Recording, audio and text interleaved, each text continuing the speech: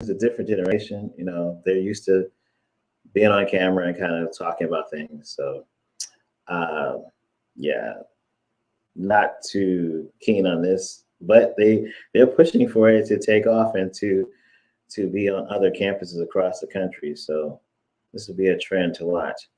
Any thought? And now I know you're out in the streets, um, serving food and taking care of our brothers and sisters that are experiencing housing insecurity.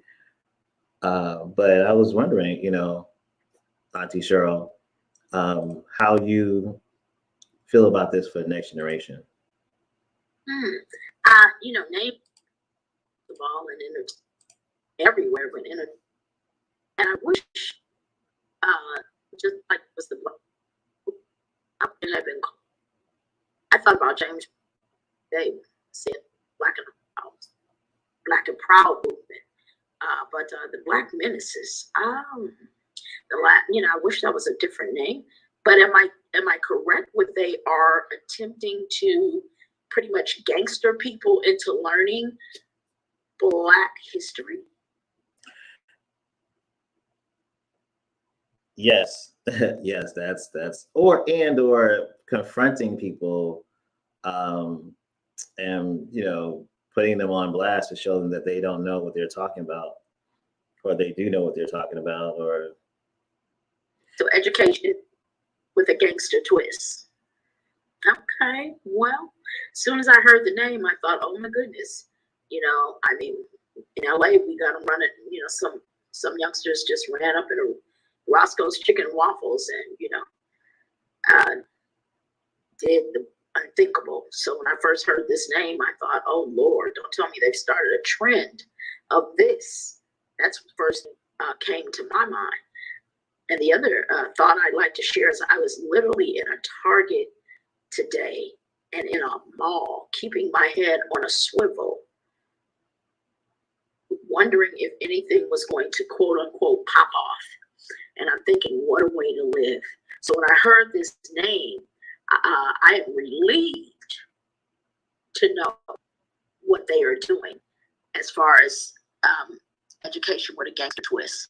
I am grateful for this name and them and whatever mindset they have to do that versus what Black Menace popped into my mind at first. And you said a group of kids starting a trend. My heart started racing. I'll pass one. Yeah, I would say I picked a different name too. My question, to the audience, and you can please in the chat, you know, taking a name to the side. If you go to the article, you look at the picture, it's young people in a t-shirt with the hashtag Be a Menace. And they have 724,000 followers on TikTok and 28 million likes. And this is a predominantly white campus that they're on. And so they have 10 chapters around the country. I get it, that this generation doesn't have time for waiting for people to catch and make change and get there, right? I don't know. I guess what the concept of menacing someone, maybe it'll take on a different tone. You and I are two different generations and 2 generations removed from these young people. One of the things in the article, it talks about a junior at the University of North Carolina at Chapel Hill. And his menacing is to ask people about neurodivergent divergence. He was recently diagnosed with autism. So he wants to make people feel represented in his chapter. And so I get it, I just don't know if they get the concept of the word menace, it's like, but at the same time, I think we've waited a long time for folks to catch up and to be in a place where this was okay, to have a conversation. Auntie Cheryl, I looked at some of your videos. You shot a video yesterday, and it was not menacing, and you were giving out food to. You were giving out food to the folks who are facing food insecurity. Yes, I just was reading a little bit of the article and I thought, ah, too bad I did not jump into this social media thing and just bathe myself in it, because I'm thinking if I could have started chapters all over the United States of, you know, feed our houseless brothers and sisters, and then it'll be 728,000 people around feeding people laying on the street. Man, I gotta get with it. This, I'm reading this article like, oh, these youngsters, they moving it, and they said predominantly white, classmates, but they moving with force.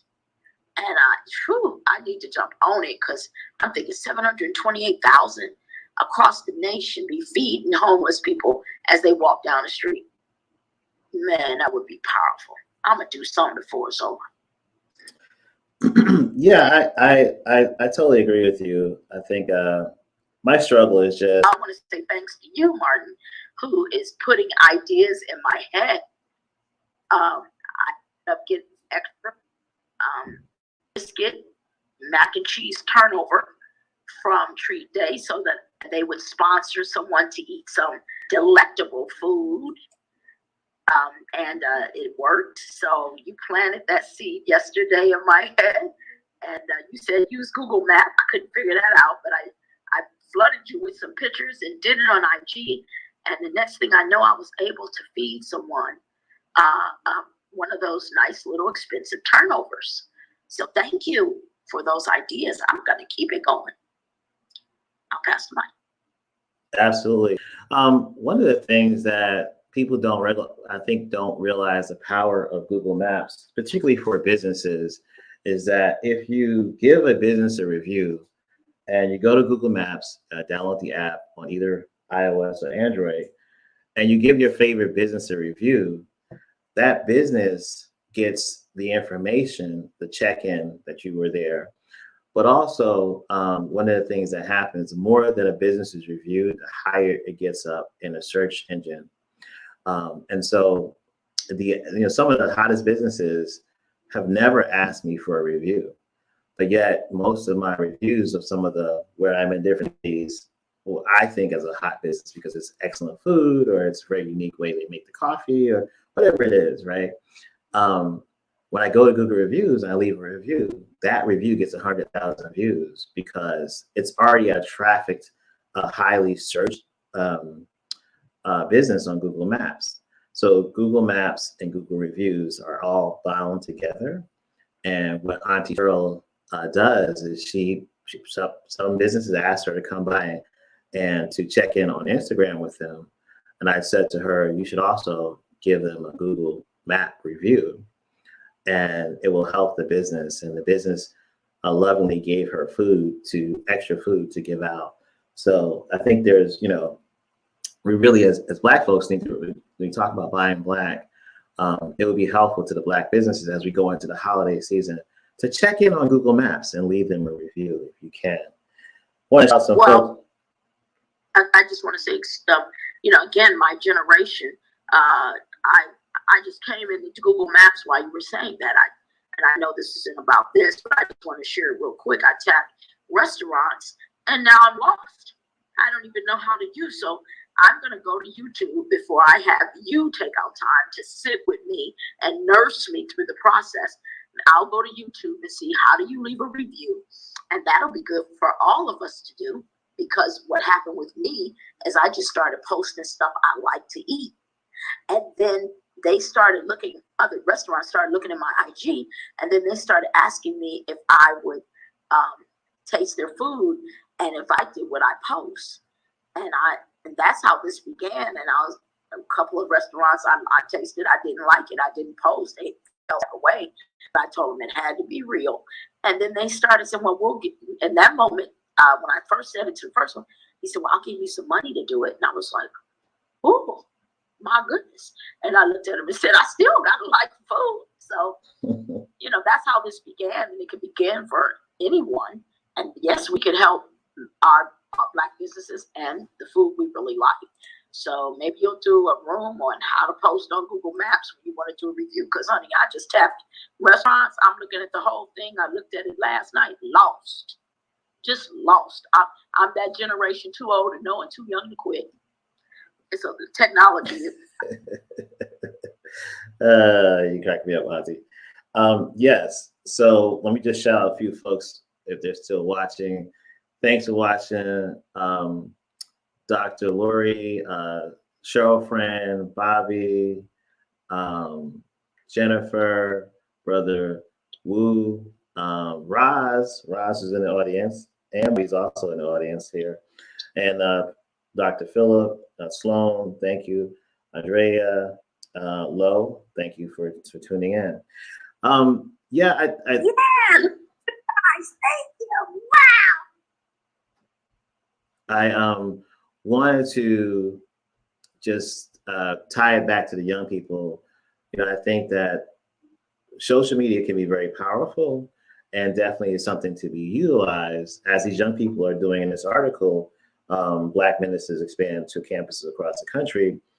The challenge is, like, if you can at all possible try to configure something that lasts, that generations from now they'll be able to look at and say, oh, that's a testimony to the spirit of that person. And a lot of times, for me particularly, I'll say this for myself, I won't say for everybody.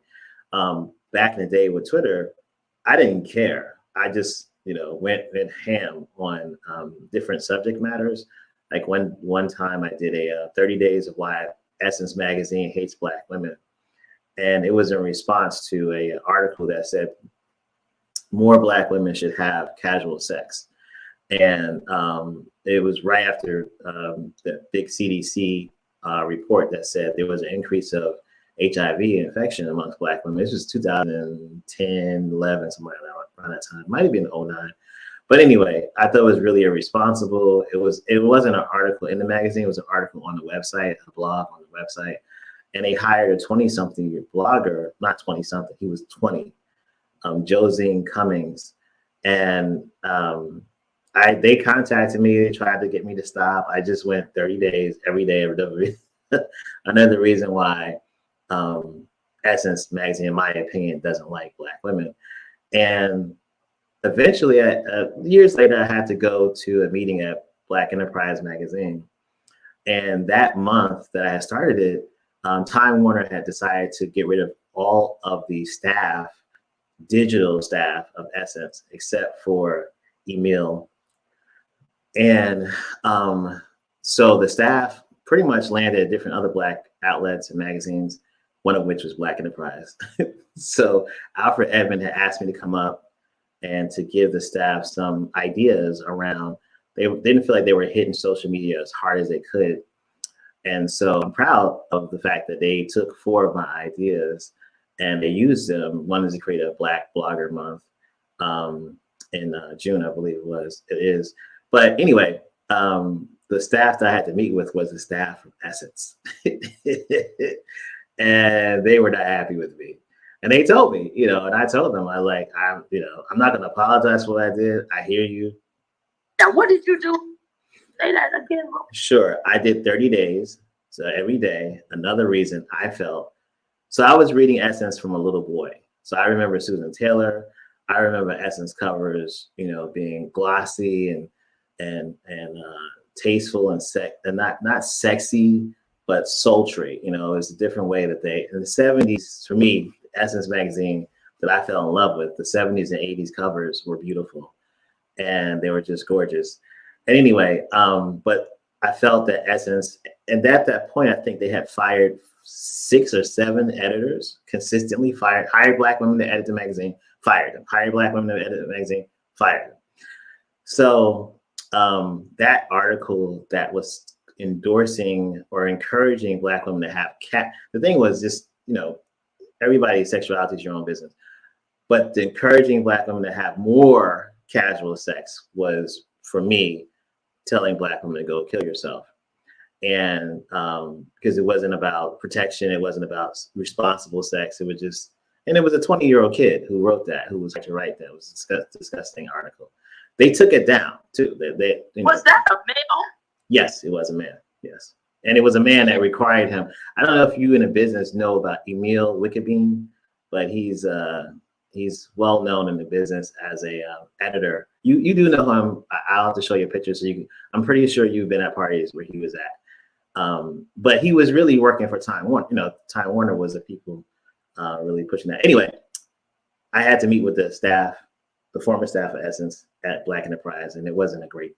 It was a good meeting of advice, but it wasn't a great, personality. So my point is just, in the light of social media, things, if you look back on things years later, if you create something, look at it and how it's going to look in history. And I think these kids, this video they create or this TikTok they've created about being a Black menace, the content will live and will look good. I don't know if the word menace will ever take on. It's almost like the N-word. People have tried to co-opt the N-word and make it nice. And maybe this will, they're saying menace in the sense of mess with people's sensibilities and be that sticky thing. And on a college campus, that's really what college is designed to, is to shake you to your, well, at least my opinion, is to shake you to your core, to make you question things. And I get it. I just don't know if it's the best use of our young people's time on campus. But they're on predominantly white campuses. God bless them. Well, maybe what sparked this was the fact they want to take the watered down Black history out of the schools. And so maybe they just said, we'll take the problem into our, the task into our own hands, because the more I'm scrolling through IG, and what I find is just fascinating, and it makes us understand why they watered down Black history, why there's only 1 month after fighting forever to get 1 month of Black history. If we really knew, oh God, I'll stop right there. Yeah, that's a good point. I also think that there's a lot of conversations. I think in the article it talks about asking white people about Juneteenth, and people really want to believe that they are doing the right thing, and a lot of times, as you said, we are illiterate to cultures in this country. This is not a country that embraces cultures. Homogeny is embraced in this country. So this kind of pushes that agenda to get another person to really understand our culture and see. I don't know if anybody's seen a trend. I've seen this trend where, on the street, camera, I think it's this kid that, what did he call? Swagger Boy, or he's pretty famous in that age group. And he just walks up to people asking them ridiculous questions. But so I think that this generation, that they're kind of used to a camera in their face and asking a question. I also, hope that nobody gets attacked. That's my concern, that you're on the campus. We just had a bombing at a school in Boston. A staff member was hurt. I'm not sure if they died, but this was 2 nights ago. So these campuses and HBCUs have all gotten bomb threats at most of them. So I just, in this day and age, I want our kids to be safe. But at the same time, you know what? Every generation has warriors in it. And so God bless these children. Our next article is coming from Denver, and it's a pretty powerful statement that this report has said that the public schools of Denver have violated the rights of Black boys with disabilities, the state finds. And we're going to go to that article now. Excuse me. And so this article the report found that the Department of Education in Colorado, that the state's largest schools district sent Black boys to specialized programs without thoroughly evaluating them and then failing to properly monitor their progress once they're in the program, amongst other violations. And so this is something that I, a lot of times, will listen to teachers. There are different teacher forums. One is on this app, and they have some really great information around teachers. And this is one of the challenges that, you know, a lot of teachers talk about, is that once a child is placed in special education, they can't get out of special education. No way to, you know, it's not just Denver, but it's a system-wide issue. So this is interesting that the district had previously called its effective needs centers one of their most glaring examples of institutional racism, but a plan to abolish the effective needs centers was scrapped because district leaders decided they couldn't appropriately serve students without them. So, you know, obviously the problem, and this is something that hopefully the brothers and sisters, Denver actually has a black, well, you know what? I don't know if he retired. I don't know if they had a black mayor. I'm not sure if he's still in office. He may have left during COVID. I think 2020 was his last year. So hopefully the black and Latino or black parents really can look at this, and hopefully this gives them some ammunition to deal with their boys. But it's the special education system around the country is just broken, and I don't know. There's not a solution I could easily point to other than what you said earlier. You know, Auntie Cheryl, is these young people are posting stuff, and people are posting good content on teachable content on TikTok. So for now, TikTok is a place where, you know, a lot of people can go easily and actually learn. And hopefully that's one solution. Another solution, I think, is that we're really going to have to look at homeschooling. I know we've had homeschooling folks in the room. Dr. Lori says on LinkedIn, she says, was a study need to find that out? No. Yes, thank you, Dr. Lori. That's very true. I'm glad the algorithm is allowing something from my ending. We just heard this the other day, and I already knew it. You know, China controls, say, all of the things that are, you know,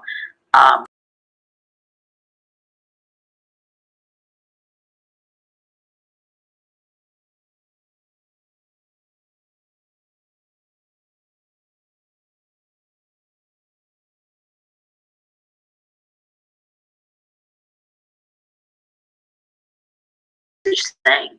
I'm getting ready for LA Fashion Week and attempting to put my two boys in daycare. That was on a text message, so it just, of course, I'm like, how do you do both of those for real? And so I reached out to her, and she went on to say that she had placed a 2-year-old, 3-year-old in a daycare, and the 2-year-old, they had told her to do a virtual, that she could do a virtual tour of the place, and she did. And she went and dropped the children off, and the 2-year-old, of course, was in a strange place, and he fell out and went off, and said the teacher called her and said, we can't do it. Just stopped all the daycare. Come and get him. He's going crazy, blah, blah, blah. So now she says that's just a daycare. Now they want to do an IP, you know, they want to say that he's going to special ed. I'm like, wait a minute. You dropped a 2-year-old off into a foreign environment. And now they're saying, well, we need to do testing. And so I have asked her to allow me to go in with her, and so that we could start. So encouraging everybody in the room and listening that we as Black people with our young parents, you know, my generation, 63, we got to listen, hear things like that, and then just take action. Be like, can I come over?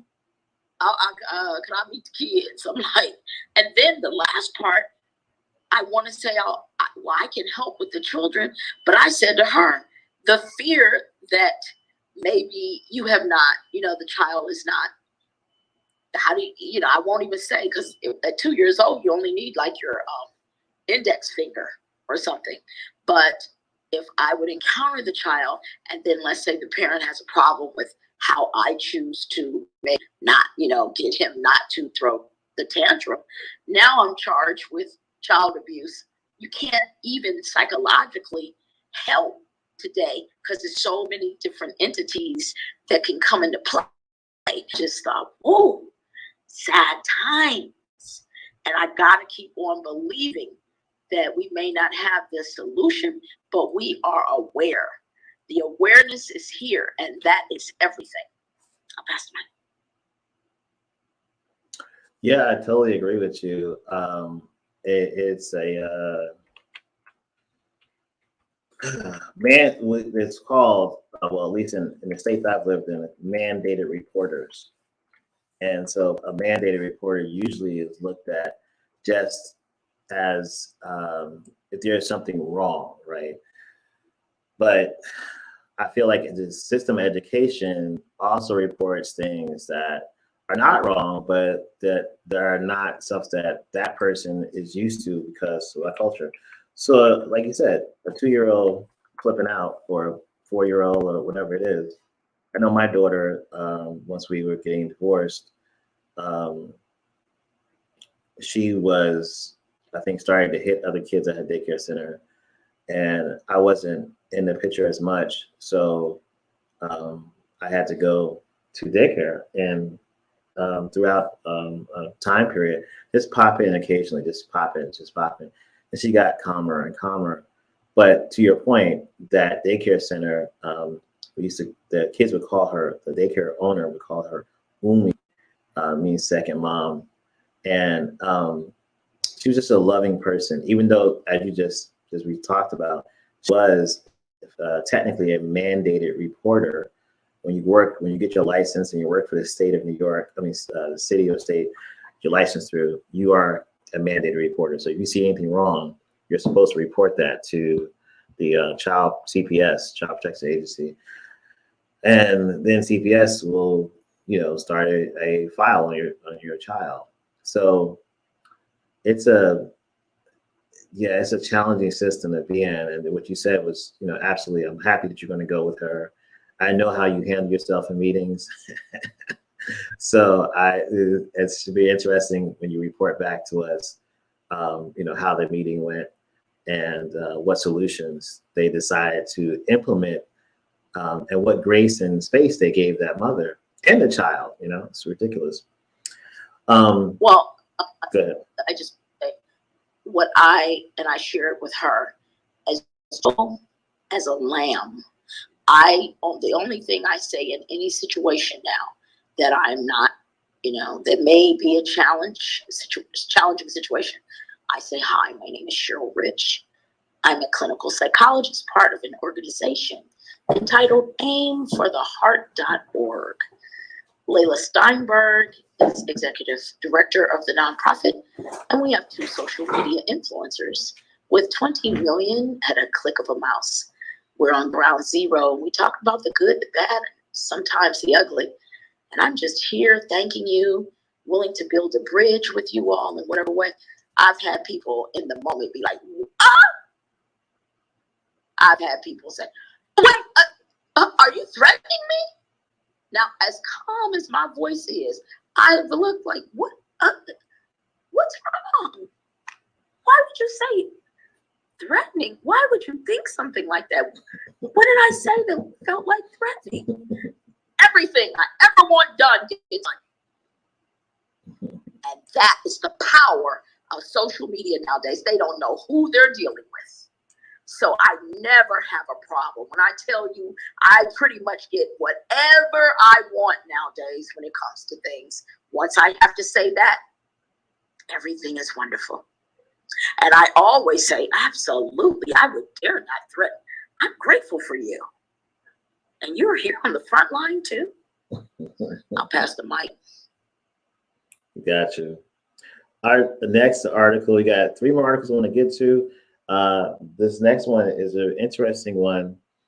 This is in Green Bay, out of the Green Bay Press Gazette. And I thought it was interesting because of what the content is, obviously, but also just the storyline. 9% of students in Green Bay are Black, but only 1% of teachers are. And the Black Youth Alliance wants to help bridge the gap. This is I think it's somewhat of a common scenario in different cities where, we have traditionally not been a large part, and it's even like less when it comes to doctors or teachers. So definitely something to look at. I like the concept where the Black Youth Alliance is looking at how they can bring more teachers into that district. It's a little bit choppy. I don't know. It's God bless them. That's all I'll say. But when you look through this article, Wisconsin, that's where Green Bay is at. The state of Wisconsin is exploring options to really produce more children in tech, trade, science, technology, engineering, and math, which is STEAM, STEM, and they're really trying to bring together more Black community members to talk to young people about those type of jobs. The program they have it's really interesting name.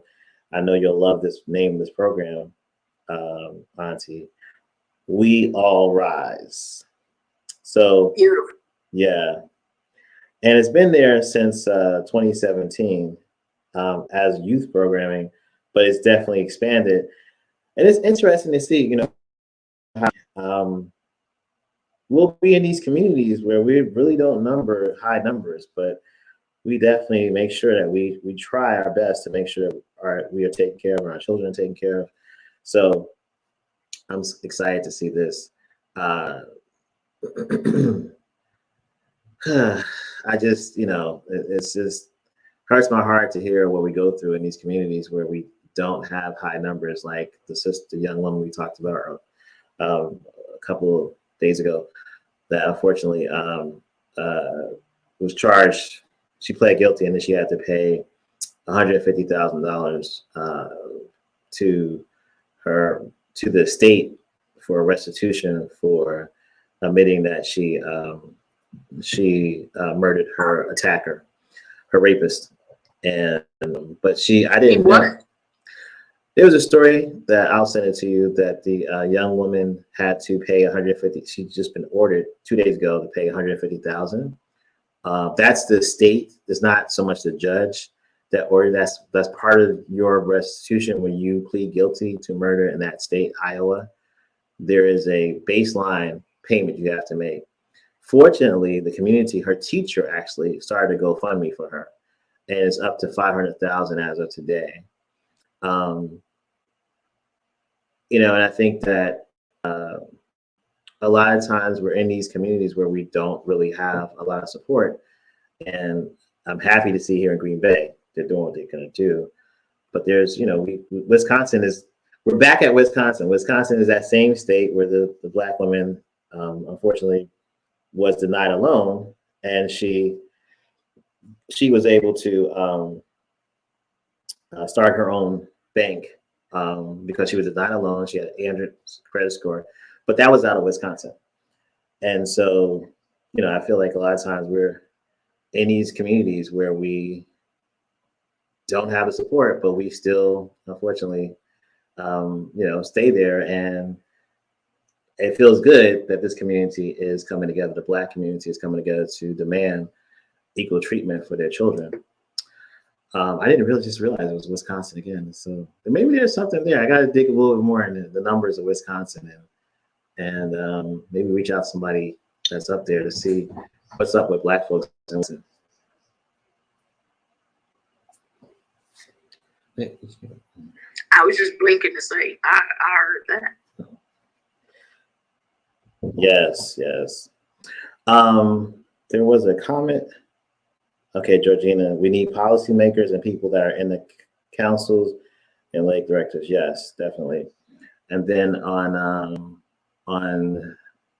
LinkedIn, there's a comment that says that yes, okay, excellent. Thank you, Dr. Lori. Thank you, Sibri. I hope I'm pronouncing your name right, Sibri. Did we lose you there? Oh, I'm thinking, no, I'm thinking I'm talking. Sorry, thank you.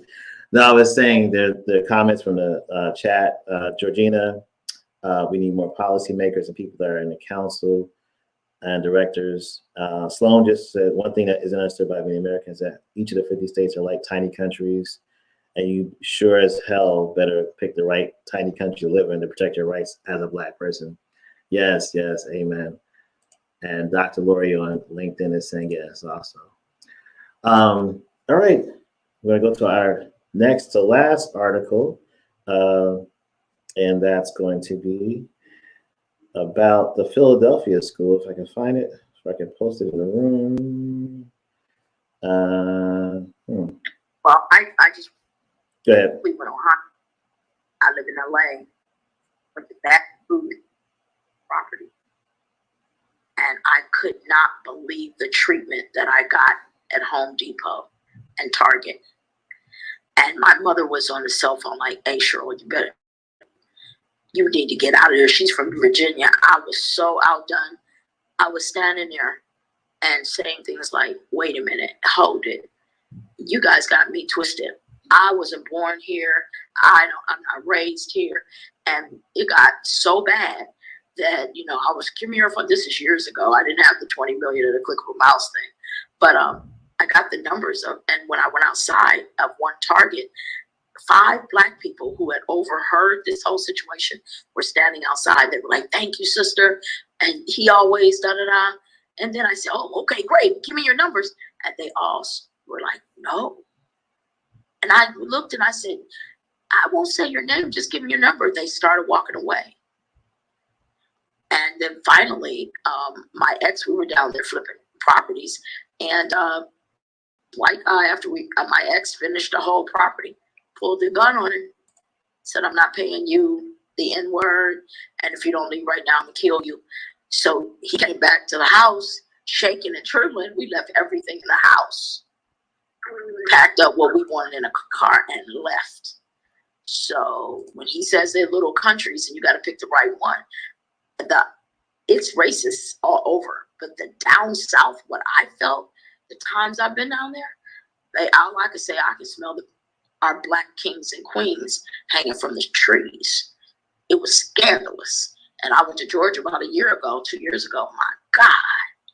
So, it's all over, but somehow it's thick some places. You're right. Yes, and our sister Sloan, to that point, to your point, and to Sister Sloan's point, I don't want to. Well, I'll say I'm more cautious in the upper West states, so Utah, Colorado, Washington State, even up north, California. Those are my concern areas. The South is the South, and to your point, you do have a sense of heaviness in some southern cities. And the good, or maybe not good thing, but the thing you do know about the South is that as long as it's not sundown, you have a good chance of getting out. As long as you are in and out. But for the most part, I'm more those northwest states where there's a lot of mountains and stuff. I can't do it. I just can't do it. So, but I feel you. I definitely feel you. I appreciate you sharing that. I'm a time when you're standing there and you've never dealt with it. It is a moment in time that's forever etched in your mind.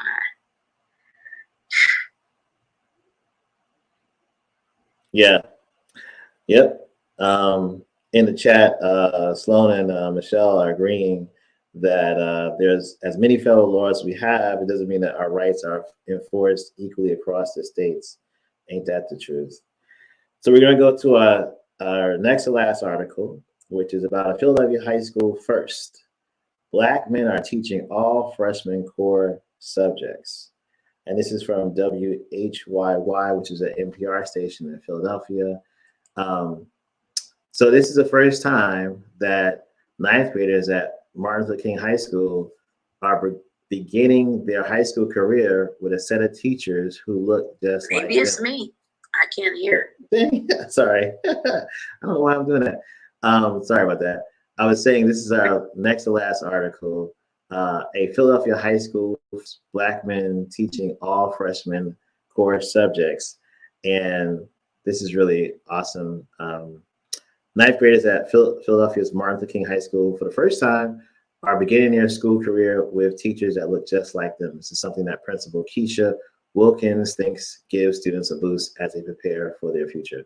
So the core subject matters of math, English, science, and history, and these are being taught by Black male teachers. I think this could be a trend that continues to happen. I've seen some TikToks where when they say, you know, can't find Black male teachers, and the TikTok shows like 10 or 15 teachers at that one school. I think this is a good, excellent, excellent trend. And I definitely think it does make a difference, at least with the Eagle Academy high schools around the East Coast have been very, very successful with predominantly Black male teachers. And of course, Eagle Academy is a gender school, so it's male gender, or people identify as male gender school, and they so it's not co-ed. And I think that's another thing that seems to work well, is if we can separate the genders and have them focus on schooling versus each other. But anyway, thought this was a great article. Thought it was something that, you know, to identify a trend that I'm starting to see happen, that intentional hiring Black male teachers. In this particular school, she's hired them for all the core subject matters. Powerful. Michelle says she had 99% Black teachers in South Carolina and only one male Black teacher in the elementary school. I don't think I had a male teacher in elementary school. I had one in junior high school and two in high school in Newark, New Jersey. So it is a rarity to find Black men in teaching. It doesn't happen. Well, it didn't happen back then for me. Michelle, I don't know if we're the same. You're probably way younger than me, but elementary school for me was the 70s, and then junior high school was the beginning of the 80s, and high school was the mid 80s. So it is a beautiful thing to see this picture, though, and see these gentlemen and their principal, and to know that it's happening in Philadelphia, where the comedy show that just won a bunch of Emmys, Abbott Elementary, is on, and that show is only one male teacher, you know, on that show too. So shout out to Abbott Elementary. All right, we'll go on to our next article.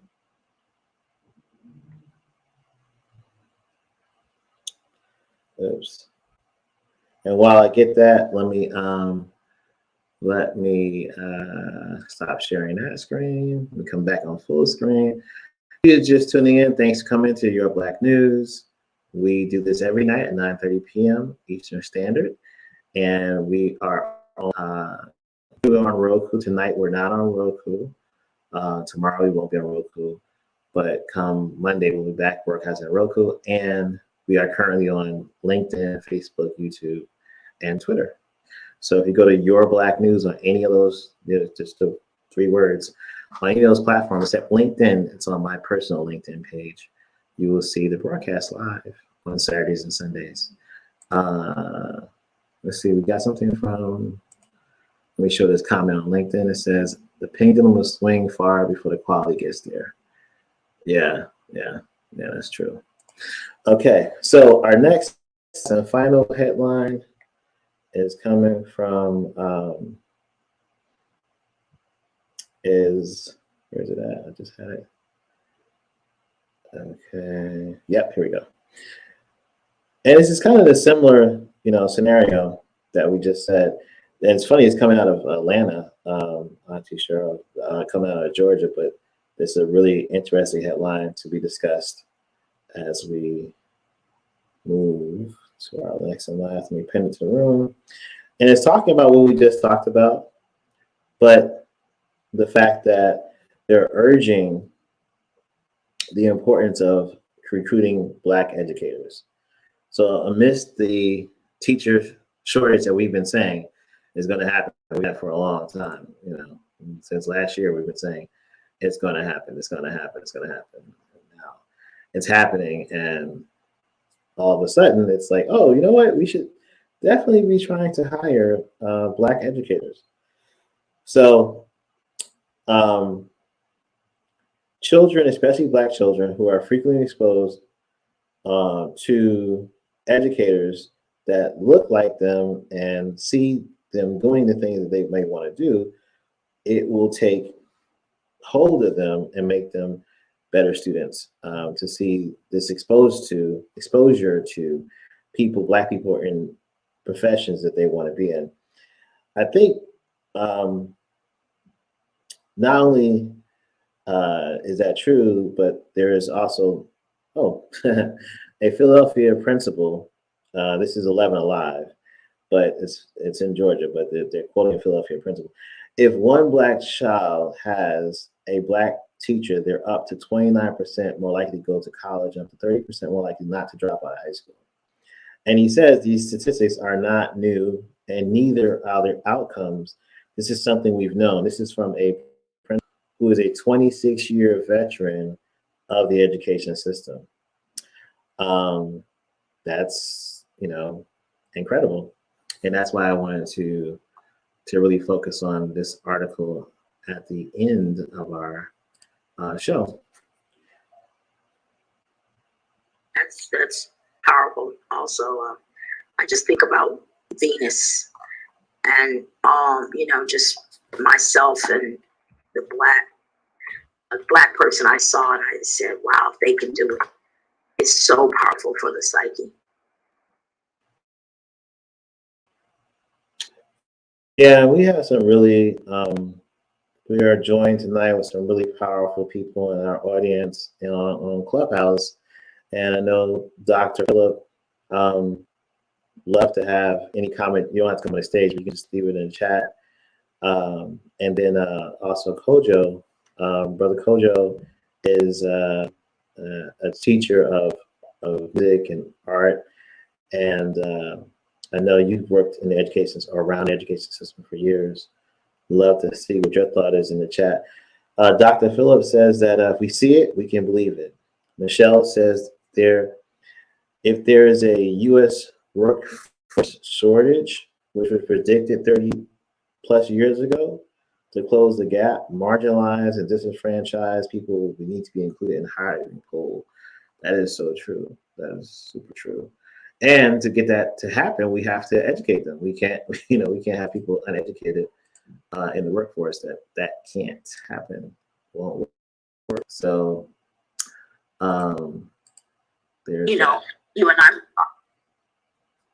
I were talking the other day, and I talked about a gentleman I knew, Reverend Warner C. Penn, who had not graduated from school, was from down south, had to drop out of school in 3rd grade, and he spoke 8 languages. And this man was just read everything, And then I have a saying, and a lot of people, unfortunately it's a little rough, but I always tell people when I say I have a master's in clinical psychology, I have to add, I have a master's in clinical psychology from the man who invented college, but he didn't go to college. That's a heck of a thing to think about. And we talk about when they decided to put women in the workforce, it was to take them out of the home because they wanted tax money. So our 5-year-old and family just went to school, and I told them, equivalent to a war zone.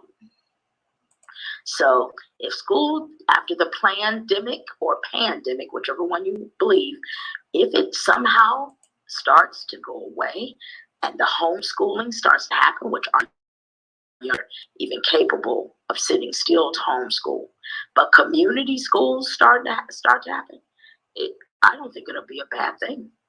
I'll pass the mic. Yep, I agree with you.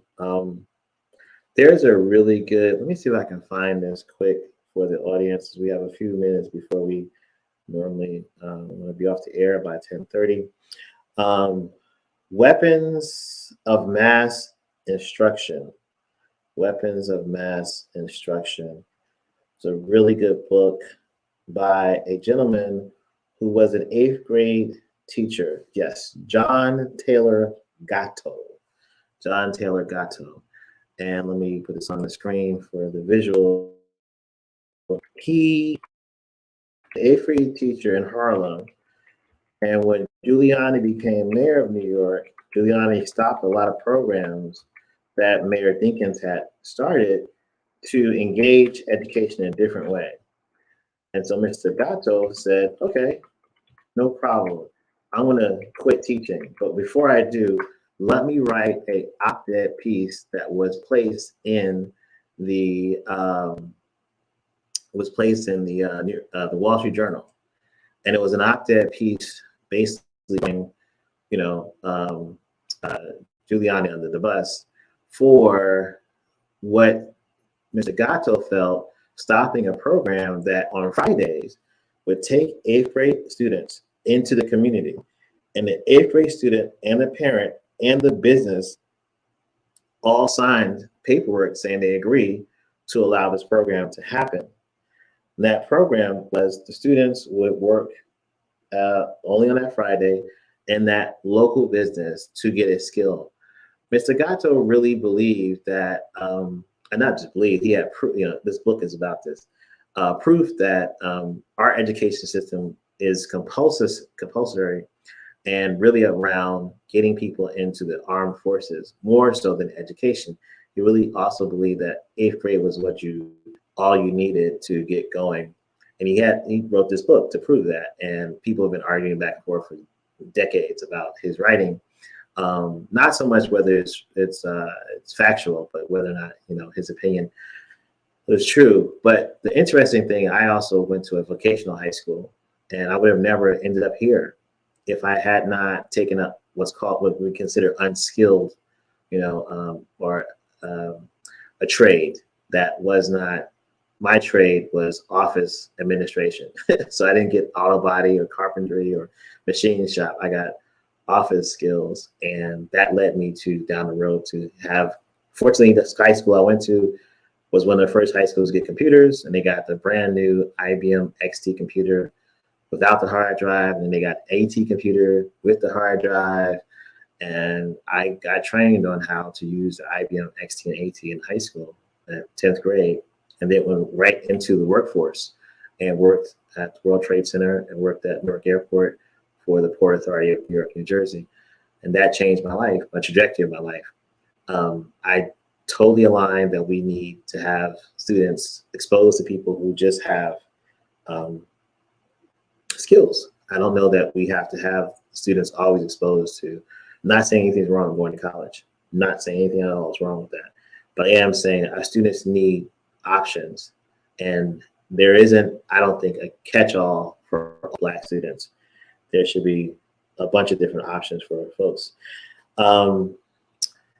We're going to go to, let me put this on the screen. Let's see if I can get that. Stop sharing. And I'm going to go to, let me turn my mic off. Auntie Shirley, any thoughts? And I'm going to be right back. I was thinking that anytime the system, at least in Cleveland, Ohio, during my time in school, did not teach about balancing a checkbook, none of that. I always tell young people, if you have the opportunity to work in a bank during like 16, 17 summer time, and sewing and designing was mandatory in our community at one point, and I often think about how we controlled the enslavement trade because of that skill. And the last thing I'd like to say is, every young person I mentor now, my suggestion is to go to Home Depot and find someone in the electrical aisle, walk up and down the electrical aisle saying, "Would you train me? Sir, I want to learn how to become an electrician, but I need you to pay me."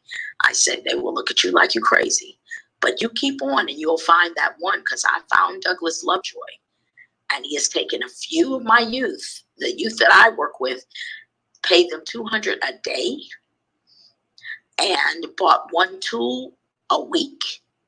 It takes 12 tools to become an electrician. The hours that they work with him, he turned into the Union Hall. It cut down from 2 years to 1, and 2 of those youngsters are now electricians over at the stadium here in LA. They went from selling drugs to electricians. So if I work construction.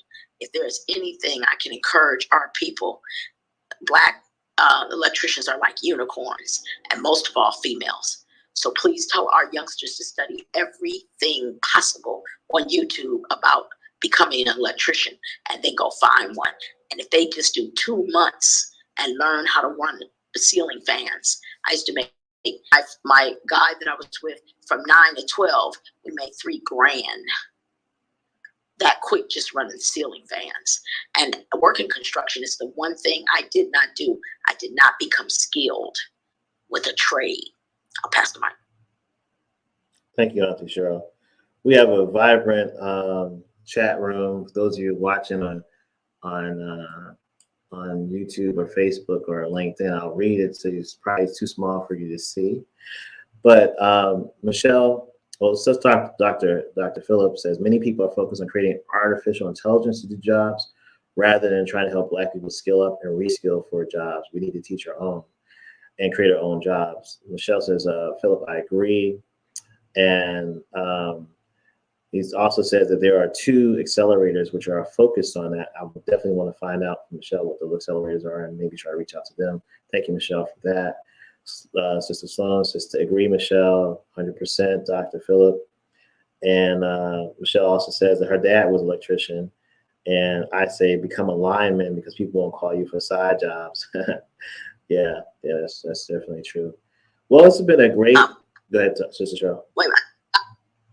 Dr. Tammy just texted me and says she's watching us on LinkedIn. So thank all of you for your support.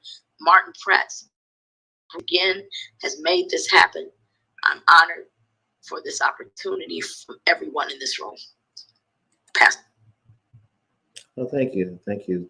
Thanks for watching us. Yeah, we do this on the weekend. We'll be on our own. We're not on KBCN TV on the weekend. We're on the KBC TV Monday through Friday. And we're also on Facebook, YouTube, Twitter, and LinkedIn Monday through Friday on KBCN. And on the weekends, we're on Your Black News on Twitter, Your Black News on Facebook, and Your Black News on YouTube. So during the week, KBCN TV, that brand. On the weekend, our own brand, Your Black News. Thanks for tuning in. Tomorrow we'll be talking about policy. There's a lot of interesting things. Biden has been pretty busy this week. And there's also some interesting things happening in different House races and Senate races. So want to update you on those things and things to keep in mind. It has been a little tiny movement towards the 4.7 billion that's coming to, let me say it again slowly, 7 billion that's coming to the DC, Maryland, and Virginia area. There's been a little tiny movement in that. We're going to report on that. That's through the Greater Washington Partnership Fund. And that's about what we got size on for tomorrow on Policy News. Appreciate each and every one of you for tuning in.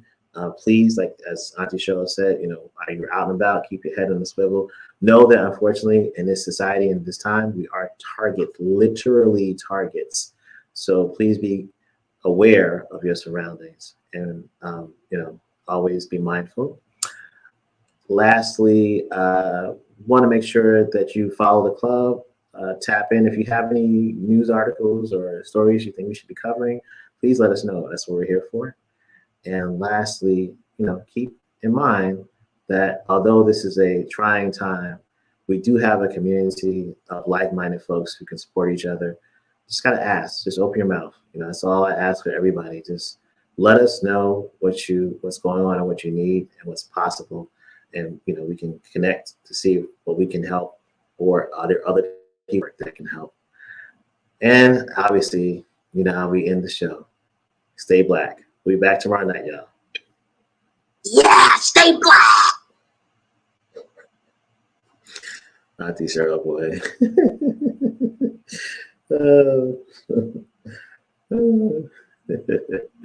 All right, y'all. Y'all have a good night. Be safe out there. Appreciate you for tuning in. I'll see you tomorrow night, same time, same channel.